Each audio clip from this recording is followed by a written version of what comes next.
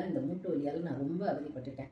அது எப்படி சொல்கிறதுனே விவரிக்கிறதுனே தெரியாத அளவுக்கு கிட்டத்தட்ட நான் ஒரு 10-15 டாக்டரையும் பார்த்துட்டேன். அதில் வந்து பார்த்தீங்கன்னா எல்லாருமே வந்து மூட்டு ரொம்ப உங்களுக்கு டேமேஜாக இருக்குமா, 4th ஸ்டேஜில் இருக்குது, இது எதுவுமே பண்ண முடியாது அப்படின்லாம் கூட சொன்னாங்க. அப்புறம் சென்னையில் இந்த பெயின் நீடில் போடுறாங்கன்னு சொல்லிட்டு அதுக்கும் நான் இது பண்ணேன். அப்போ ஒரு டாக்டர் சொன்னார், இது சரிப்படுத்தவே முடியாதுமா, நீங்கள் வந்து உங்கள் உடல் எடையை குறைச்சிட்டு ஒரு நிறைய நீங்கள் வந்து டயட்டில் இருந்து இது பண்ணிங்கன்னா தான் நீங்கள் உங்களால் வந்து ஓரளவு நடக்க முடியும் அப்படின்னு சொன்னாங்க.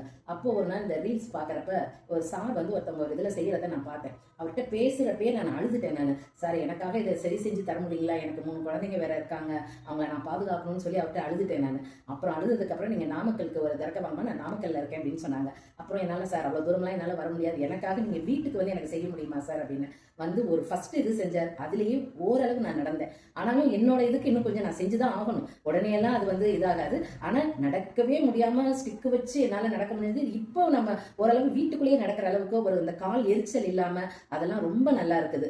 ரெண்டாவது வந்து இப்போ 2வது தடவை இப்போ எனக்கு செஞ்சிருக்காரு, ரொம்ப ஃப்ரீயாக இருக்குது எனக்கு. அதனால எல்லாருமே இதை பார்த்து நீங்கள் செஞ்சுக்கிறது ரொம்ப நல்லது. இது பேக் பெயின் எப்படி இருக்குங்க?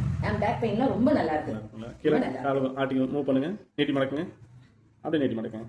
எப்படி இருக்குங்க காலை? இப்போ இதெல்லாம் நீட்டி மடக்க முடியுது, இல்லைன்னா முடியவே முடியாது. ஆனால் நீட்டி மடக்க முடியுது. நானுமே ரீல்ஸை பார்த்து தான் வந்து நான் சார்கிட்ட இது பண்ணேன். ஆனால் ரீல்ஸை பார்த்ததுல எல்லாருமே சொன்னாங்க, இது சார் ரொம்ப நல்லா இருக்குன்னு. ஆனால் நான் இன்னும் கொஞ்சம் நல்லா இருந்தேன்னா சார் சொன்ன மாதிரி நான் ஓடி வந்து காமிப்பேன் நான். ஆனால் இப்போ என்னால் அந்த அளவுக்கு முடியாது. இன்னொரு 4-5 ஸ்டேஜ் நான் செஞ்சுட்டு அந்த இதே இதில் நான் உங்களுக்கு எல்லாருமே நான் தெரியப்படுத்துவேன். அதை ரொம்ப சந்தோஷம். நன்றிங்க.